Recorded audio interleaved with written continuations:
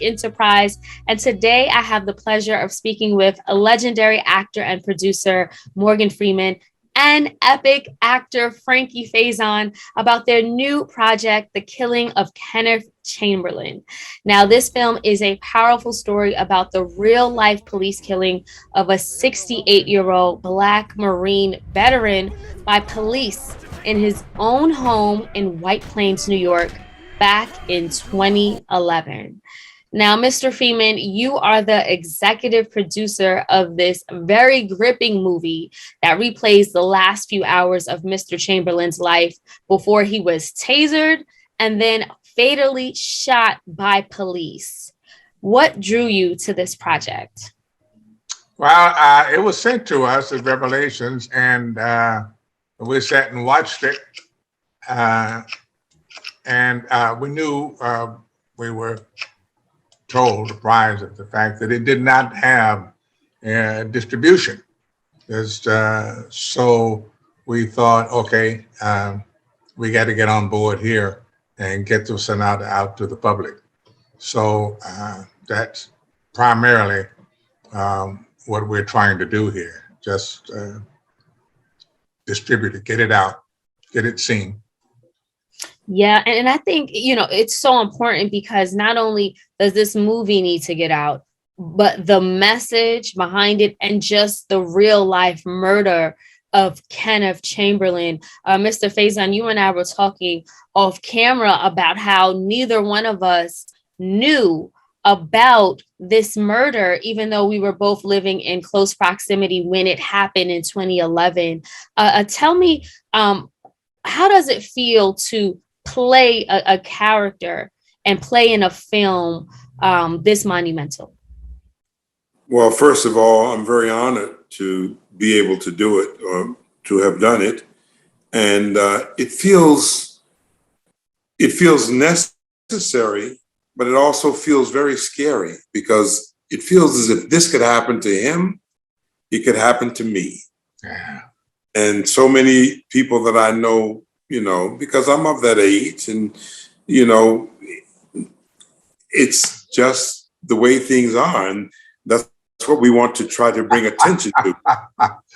It's just the way things are. There it is. However, I don't think it could happen to me, Frankie, because I was in the Shawshank Redemption.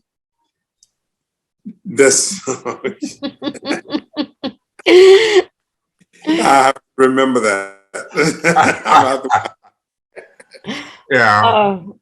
Yes, but Mr. Freeman, and you also play a monumental role in this too as the executive producer and just even, doing press rounds. So just raise awareness about this.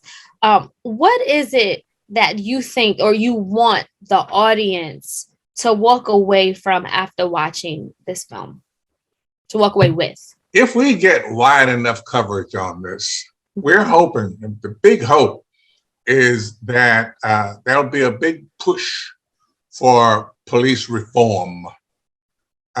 Policing as we have known it, I guess, since the beginning of policing in this country, has not been a merciful operation, particularly in the Black community. And the poorer the community, the more chance there is going to be of people being shot and killed for little or no reason. So there is a possibility that through the electoral process, or we've started a department in the legal department of Ole Miss that's going to address this issue. It is set up to address it. And a lot of people are signing on that they agree that this is a great idea, that we should be doing it. So hopefully this movie shines a brighter light on the subject. Mm-hmm. Absolutely. Yeah. And, I heard you say in the past, Mr. Freeman, that you are not actually for defunding police, but more so for a transformation. Can you just clarify what your stance? I'm not in the least bit for defunding the police. police work is, aside from all the negativity around it, it is very necessary for us to have them. And most of them are guys that are doing that job. They're going about their day-to-day jobs. There was some policemen who would never even pull their guns, except on the range. So that sort of thing. I don't know. Mr. Faison, again, you play this character, a Black man, unarmed man who was killed in his own home. Have your views on policing changed? What's your stance on policing and, of course, the defund the police movement? Well, I agree with Morgan. I'm certainly not in favor of defunding the policemen. But at the same time, I also have to, like Morgan said, because he was in the Shawshank Redemption, not going to happen to him. And we as entertainment people in the arts, we're treated a little differently by law enforcement than people who are just ordinary walks of life. Yeah. So it's very unlikely that, if police officers recognize you from film and television or athletics or music or anything, they treat you differently. And I would like for that to stop. I want us all to be treated equally because it's necessary, because once you started differentiating between this person and that, you're not going to have that group. Not at all. So it's very unlikely that, if they came to my door and that kind of thing happened, I would say something like, "Hey, do you know who I am? Have you seen my latest film or something?" In a way. But I would resort to that if I felt that I was being threatened. So you can't. Have too much visibility for you to do this to me. But at the same time, there may be that those officers who could come to my door who've never heard of me, or those officers who come to my door who really don't care. And then I would find myself in a very similar situation. And it's like, I want to shed light on that aspect of police involvement with the community of civilians, especially the Black community, where, so many things have happened, atrocities. Mm-hmm. But and let me just butt in here, Selena, to say that this performance by Kenneth, I'm hoping that he gets a nomination for it, because it's right up there, just totally. Oh, absolutely. Your performance, Mr. Faison, was ravishing. After watching the film, I was so upset because I felt every minute. It was a 90-minute film that replays the last 90 minutes of Kenneth Chamberlain's life. And you did such a wonderful job. I actually read or heard that in your preparation, you did not speak with Mr. Chamberlain's family, nor did you rewatch the real police videos. Tell us why and what you did do to connect to the character. Well, a lot of it goes to the background of who I am as an actor. I mean, I really, and this script was presented to me as a story, and then I found out it was a story about a real person. And if the writer does his job and the actor does his job, then that real person will surface. He will come out of the work that I'm doing. So I didn't feel it necessary to talk to his family. I didn't feel it necessary to hear his sounds, because as I've said in other interviews, I think that there's a universal sound. Certain sounds are universal. Sounds of terror, sounds of outrage, sounds of joy, sounds of happiness, sounds of desperation and fear. And no matter who's given those sounds, if it's in a true situation, they're going to always sound similar. So I didn't feel it necessary to see any of that. I trusted the script, I trusted the director, and I trusted my instincts to get to where I needed to get with this character. Did you find anything particularly challenging about this role? Yeah, everything. Every single thing.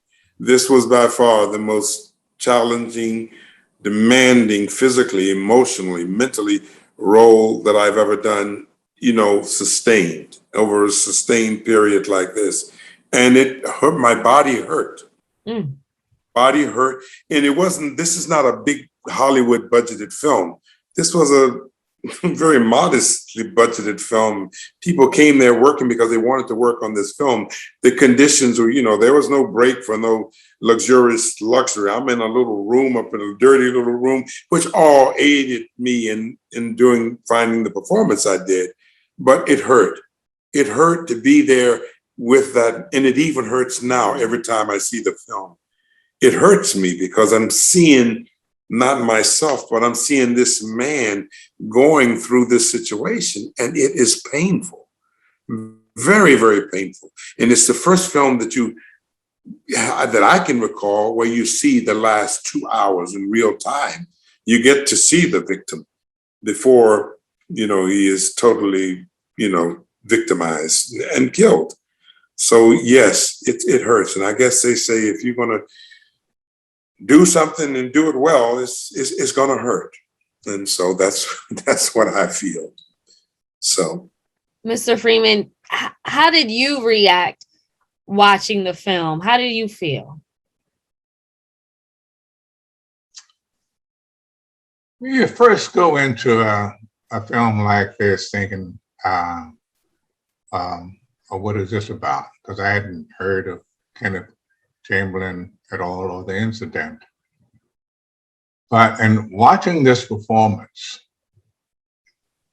the whole picture, the police, the guys who played the police, and Frankie, his outstanding work. I'm like everybody else. I'm moved to the core, just to the core. This isn't altogether new to us in the community. People die. We saw the whole thing with George Floyd, a year ago. But this is sort of in your face